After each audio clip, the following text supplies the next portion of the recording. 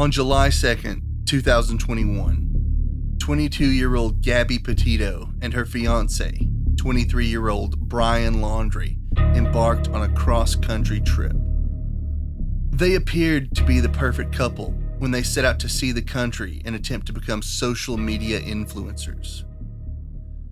That facade crumbled, however, when Laundrie returned home driving the couple's van, and Gabby was nowhere to be found. Welcome to Fact and Suspicion. I'm your host, Dan, here with my co-host, Ben, and tonight we are discussing the murder of Gabby Petito.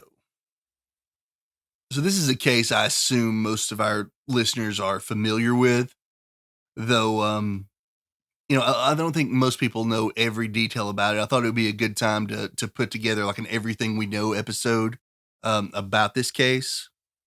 And honestly, I came across several details I didn't know myself when I did it, so I'm glad I did. Well, all of the details will be ones that I don't know because I have intentionally avoided looking at anything on the case, waiting on this episode.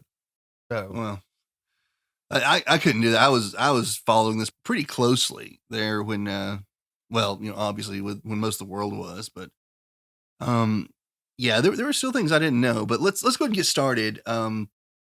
So Gabby Petito and her fiance Brian Laundrie, they want to become social media influencers. They want to become part of the van life culture, and they want to document everything on YouTube and make a YouTube channel.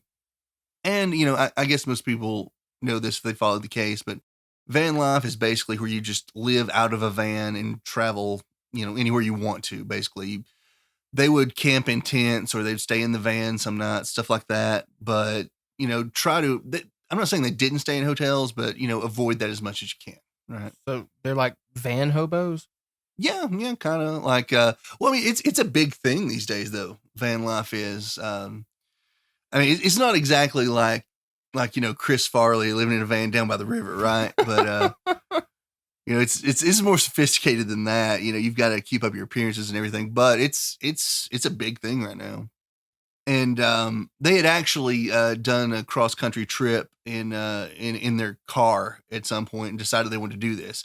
So they got a van, and on July 2nd of 2021, they set out on their trip.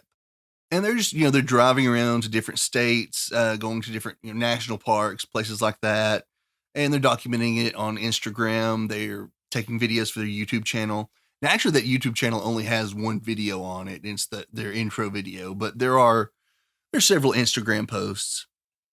But there's really nothing strange about their trip until August the 12th. So that's the day that Gabby and Brian have an altercation in Moab, Utah. Now, two people were driving by and they saw Brian hit Gabby. So they called the police. Now, when police arrive on the scene, the couple try to downplay it. They're telling them, they're in love. They just had sort of a spat.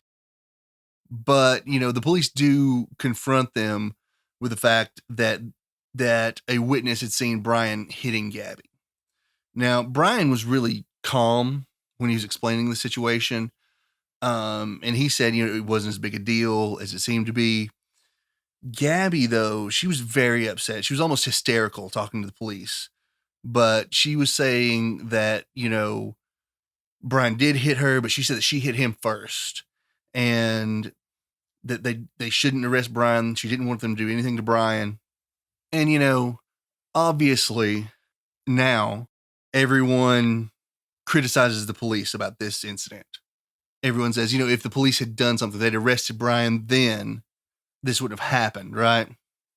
I mean, that may be true, but if she was telling them not to and said that she hit him first, I mean... Yeah, she said that she slapped him and she started everything. But what the police did do in this particular instance is they had Brian spend the night in a hotel and Gabby stayed in the van to separate them for a night and let them cool off. Mm-hmm. But that's all of the actions they took there. They didn't make any arrests or anything like that. And again, I agree with you. I'm not sure what they could have really done other than that. Because, I mean, if she's not going to press charges, you can't really arrest him. Not exactly And sure how that works, but I think you're right. And obviously, you know, she was begging them at the time not to send him away from her because she wanted him to be there with her. I mean, obviously, she's going to try to go back to him, even if they tell them to separate, right? Right. Yeah. So Their hands seem to have been mostly tied there. right, yeah, and you know, I do agree. I wish there was something the police could have done in that instance, but I just not sure. I'm not sure that there was. Now, a few days later, on August 17th. Brian flies home. He flies from Salt Lake City to Tampa, and apparently this was just to get some items from their house and to empty out their storage facility. And then he flew back on August 23rd. Now I should point out they both lived with Brian's family at the time in Florida, and Gabby's family lived on Long Island. But they actually both lived in New York during high school, and Brian's family moved to Florida, and then Gabby moved down there to be with him. Okay. But yeah, he flew back and just to empty out the storage facility, and then he flew back on the 23rd. I have heard some people question this about, you know, maybe he had already killed Gabby at this point, but we're sure that was not the case. Okay. You know, when we get into some more facts. Because on the 24th of August, this is the day after Brian flew back, Gabby actually FaceTimed with her mom. Okay. Yeah. And she said she was leaving Utah and was heading to the Tetons. And that's in Wyoming, right?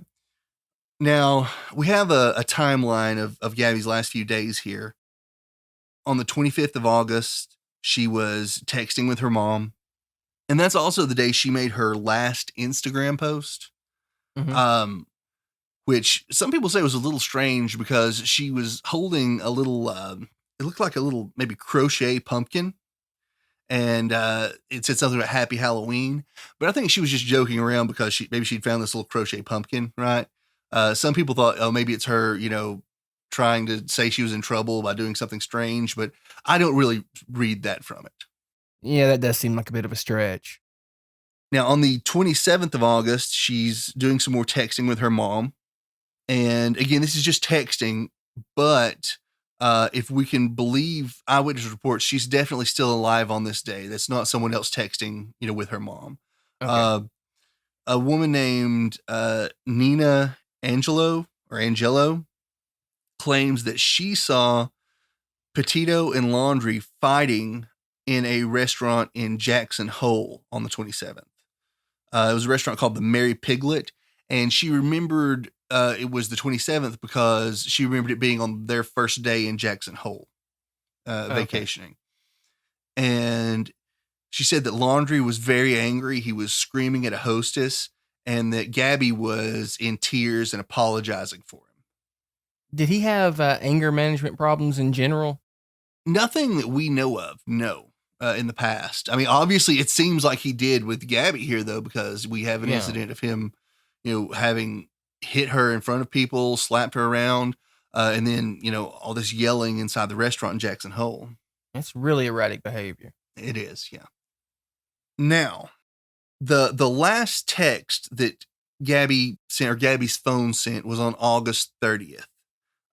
It was a text to Gabby's mother, and it said, "No service in Yosemite." Just a short text like that.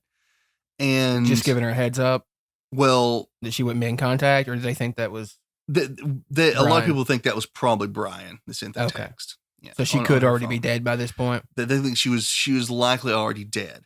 And the reason for that is that a woman named Miranda Baker claims that on the 29th of August that she and her boyfriend actually gave Brian Laundrie a ride. They said he was hitchhiking near Coulter Bay, Wyoming. And he was by himself? He was by himself. And he told them that he had been camping out in a tent while Gabby was, or, you know, he just told them his girlfriend was staying in their van working on social media posts. Which that doesn't make sense to me anyway, right? Why would you split up so that, you know, one person can work on social media posts, another one can go camping? It doesn't seem. It doesn't make a lot of sense. Yeah.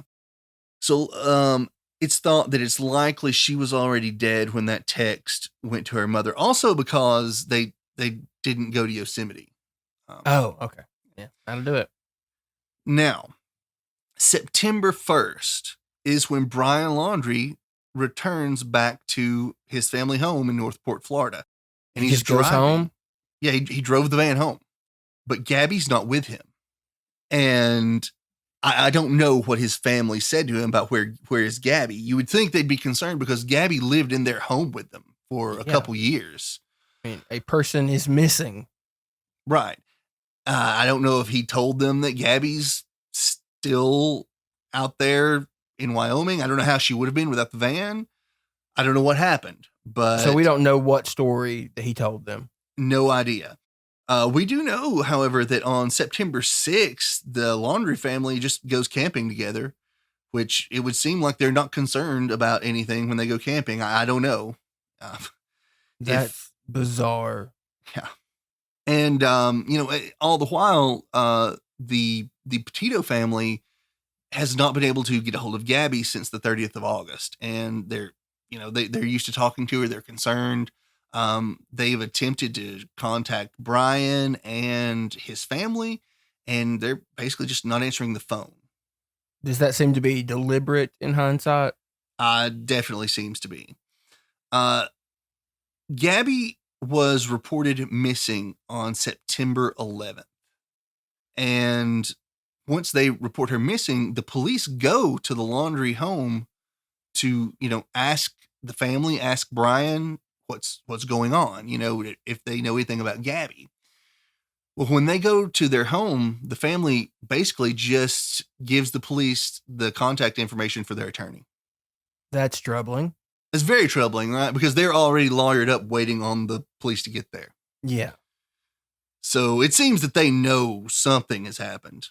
Right. And the attorney basically just tells the police that Brian has nothing to say on the matter. He has no comment. Now, at the time, this is a missing persons case, and it's not a murder investigation. So, the police can't really arrest him because he's not telling them anything. He doesn't really have a legal obligation to help them find Gabby, who is missing. Right. If that makes sense.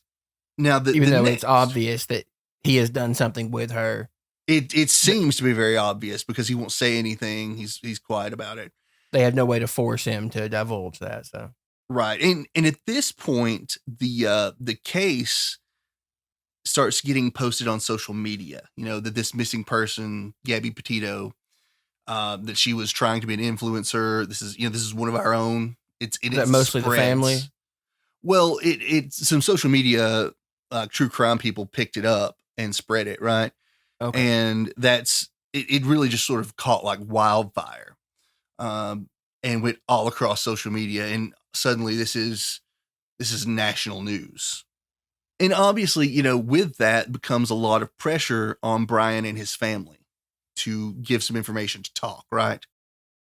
Now, on the 17th of September, which is, just a little less than a week after Gabby was officially reported missing, the Laundrie family informs police that they have not seen Brian since the 14th of September. He had gone hiking and had not returned.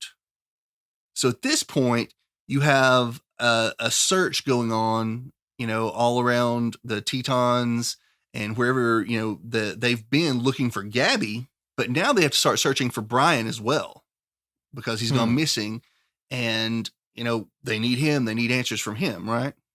Do they believe the family that they hadn't heard from him since he left? Honestly, we have no report if they believed them or not. Now, the public, social media, web sleuths, nobody believed them at the time. Yeah. There Makes were, sense.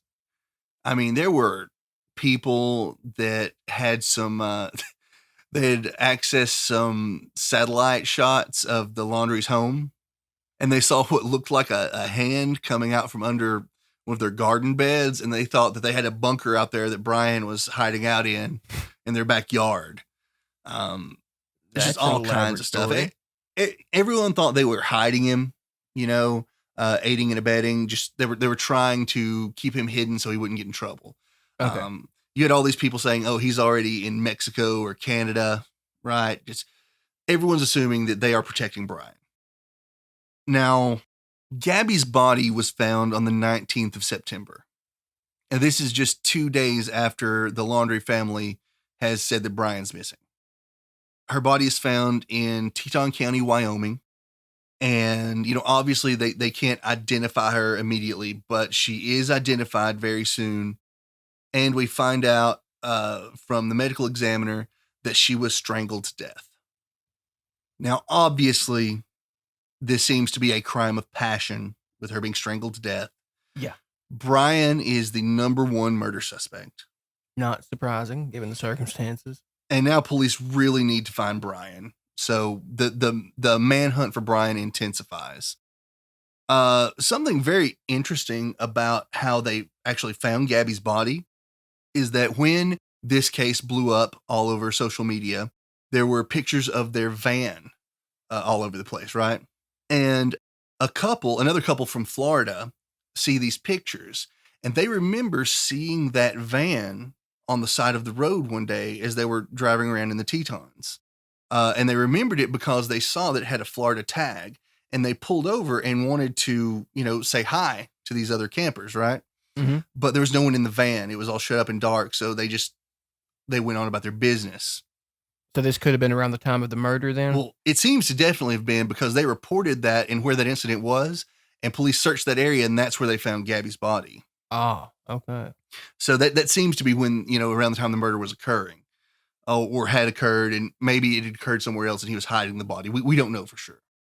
But at this point, as I said, there is a massive manhunt for Brian Laundrie, and the theories are still going crazy. Brian has escaped, his family's hiding him, everything, right? And everyone really suspects the Laundrie family at this point because, it's understandable. Yeah, I wouldn't say they've acted. They've acted strange. I wouldn't necessarily say that they're acting like they're guilty, but it seems like they're trying to protect their son, and they seem to know what he's done, right? Yeah. How could they not by this point? Well, obviously, like when the police come to ask questions and you just give them your lawyer's information, you're already ready with it, right? Yeah. That they knew they had to have known that he had killed Gabby already. There's what other explanation for their behavior is there? I have no idea, though. The camping trip they took on the 6th is what blows my mind, right? I guess it's possible he could have made up some story about where she was that, they didn't think to question, but I doubt it. You definitely think they'd question it. He comes home with the van without Gabby. This girl's been living with him for a couple years. They should be concerned about her, Yeah, definitely seems that way. At any rate, the police just keep searching for Brian Laundrie. And the family has given them ideas of where he may be, and they're not able to find him anywhere. On October 20th, the Laundrie family goes out with the search teams to search for Brian. And they hadn't been out searching with them until now. They actually told police the night before that they were going to be going out with him the next day. And that next day is when Brian is found. We don't have an exact timeline, but it seems like they just basically led police out there to Brian's body. So they already knew he was dead then? It seems like it. We can't say that for sure. That obviously the Laundries have not released that information. I'm assuming suicide? Yes, it was found to be suicide. They actually found skeletal remains along with some of his clothing, some of his other belongings, and a notebook. And they determined his cause of death to be a self-inflicted gunshot wound to the head. Now, that notebook was, well, at the time, everyone wanted to know what was in that notebook. It had been water damaged, but police said they thought that it could be salvageable and they could retrieve some information from it. But, we've never gotten that information. And most of the information we've gotten about this is from announcements from the Laundrie family attorney, not from police. He's actually the one that released the cause of death being a self-inflicted gunshot wound. And that wasn't until November 24th when they found his body on October 20th. Oh. So they've stayed really tight-lipped about it. And, basically all of their communication with the media has been through their attorney. How long would he have been out there after killing himself, do they think? Well, initially they told the police that he left on the 14th of September and they didn't see him after that. Later on, they changed their mind and decided that he had actually left on the 13th of September. Mm-hmm. But regardless, the 13th or 14th of September to the 20th of October, that's over a month. He's out there in Florida, his body, right? Yeah. And this area did flood a bit. So, the body's out in the open, then it's in the water, then it's out in the open again. And especially in Florida, there aren't going to be a lot of remains left, I don't think. Yeah, that seems fair. Now, this is basically all the information, the real facts that we have about this case. The police have not released much information, and I'm honestly not sure if they ever will at this point, because there's doesn't seem like there's going to be any kind of trial about it. Brian's dead. I mean, it seems like they'd want to satisfy the public that, it seems obvious that it was Brian, but I mean, since there's not going to be a trial, doesn't it seem like they would at least put the evidence out to show that they had the right guy? It does, but I wonder if it's not something that the Laundrie family's attorney is trying to prevent from happening. That's very likely. I can't say that for sure. Maybe they cut some sort of deal or something, you think? Well, it seems almost, it seems to me that they obviously had to have cut some kind of deal. The way the family went out there, and it seems they just led police to the body. Yeah, that seems suspicious. Right. I would say that, and this is an assumption, obviously, on my part, they probably cut a deal with police that they would take them to the body if they got immunity for aiding and abetting or anything like that, right? Because it seems obvious they knew that Brian was a murderer when he came home. Yeah. And they were trying to help him avoid, prosecution for that, right? Very, very little else would explain their behavior, I think. Right. And maybe they've come to some kind of deal with the police as well to keep any extra information from coming out. I don't know. There just hasn't been any more information forthcoming, right? And I suppose if Brian Laundrie's not prosecuted and it doesn't go to court, there aren't going to be any public documents about it, right? No court documents we can read. Though you would think that can be really disappointing. Well, you'd think they'd want to at least tell the Petito family what's going on, and then that would get out to the media. But obviously we know that Gabby was murdered. We know that she was strangled to death. I mean, this obviously wasn't suicide, right? Yeah, of course. And we know that Brian comes home, won't tell anyone anything about it, won't talk to her family, doesn't tell her family anything happened. He's just mum on the subject. And he stays quiet until September 13th or 14th. He, quote unquote, goes hiking and never comes back. I mean, it seems pretty open and shut then. Right. I mean, I would still like to know the particulars. What was the inciting incident? It seems to me to be that their relationship was just seriously deteriorating on this road trip. I mean. Well, yeah. It seems like with no history of violence, it's just really difficult to believe that, I don't know, a couple spat could lead to murder. I mean, that's clearly what happened. I would just like to know the particulars, which, it's unlikely that we'll ever get. No. And perhaps if we get the information in that notebook, it may actually have that information in it. It may give the particulars, it could be a journal where he admits to everything and says exactly why he killed her, but we don't know, right? And we don't know actually if they were even able to get any information from it because it had been water damaged. But as far as, what had happened or any kind of incident like we're talking about there, though, let's just look at what was going on at the time, though. Like, if you remember on the 12th, apparently Gabby slapped Brian, and then Brian punched her or slapped her in front of some other people. The police came out. Now, the story we heard from Brian, though, was that Gabby got very angry at him because he got in the van with dirty shoes or dirty boots on. And that's what that fight stemmed from on the 12th. Which it seems to be a very strange thing That is to turn into this violent fight where they're hitting each other. Especially when you consider that defendants in those sort of circumstances often minimize their role.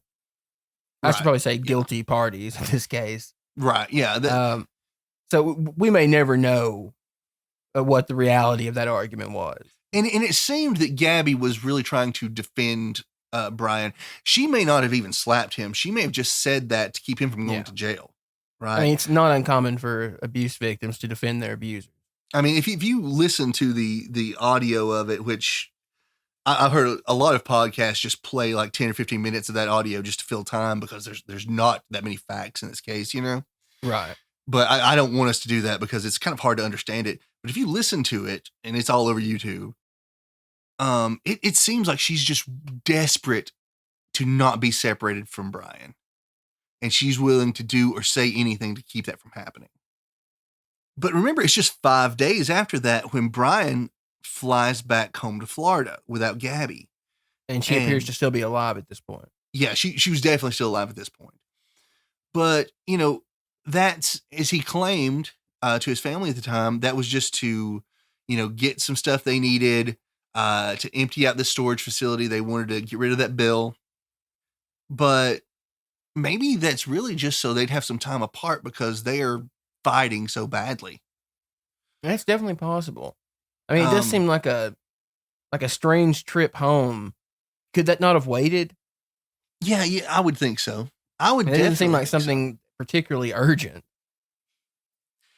I don't think it was. I think it may have been urgent in the sense of they just had to get away from each other for a while. Right.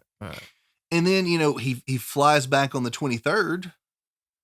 And then 4 days later, they're having this terrible fight out in public at a restaurant. Right?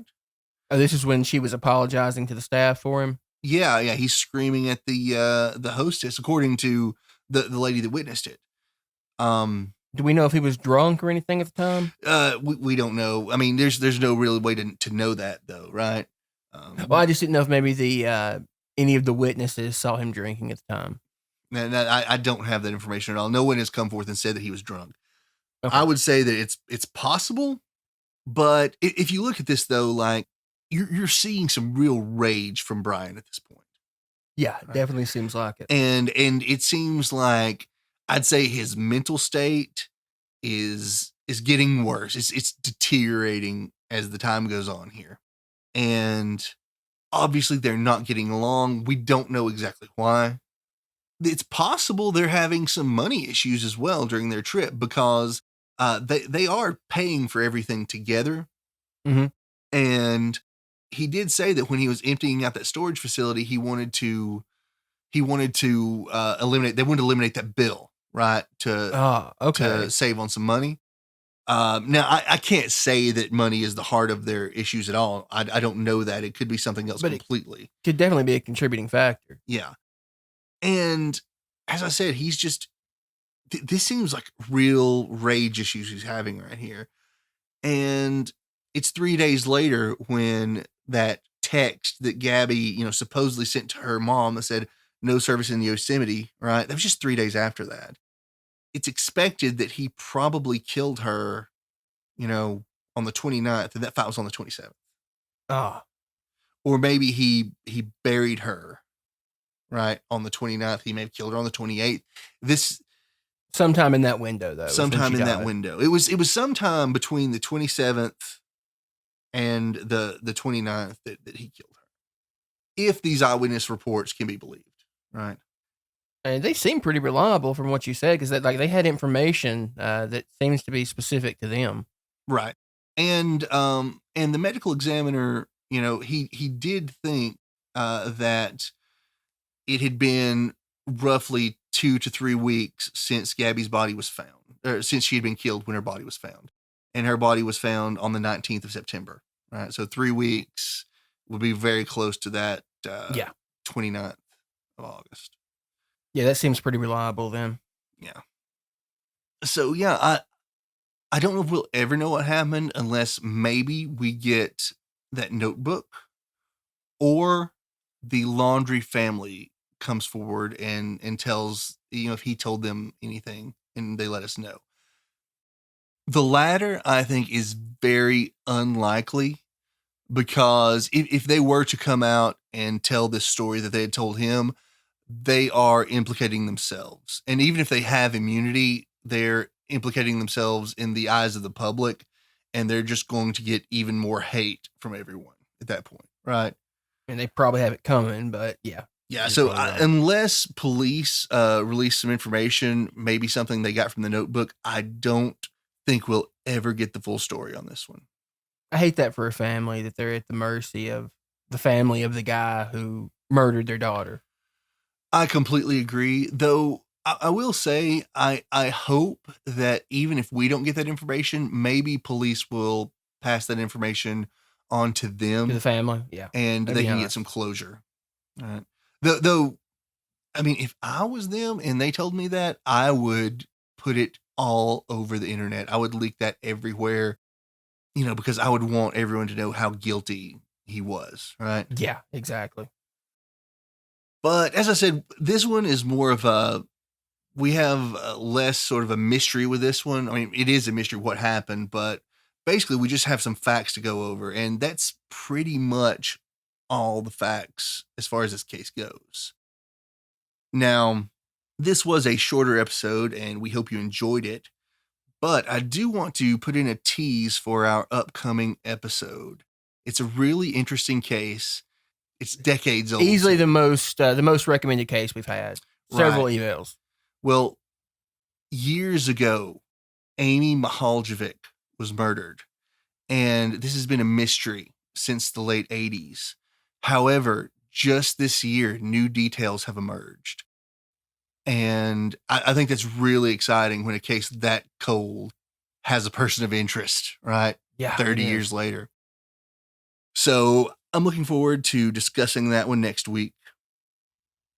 We'd like to thank you for listening to Fact and Suspicion. If you've enjoyed this episode, we'd appreciate it if you'd like, subscribe, and possibly leave us a comment. If you have any feedback for us, or if you'd like to suggest a case for us to cover, you could leave us a comment on YouTube, email us at factandsuspicion@gmail.com, or contact us on Twitter @andsuspicion. If you'd like to further support the show, we are now on Patreon. We appreciate any donations, though our content will always remain free.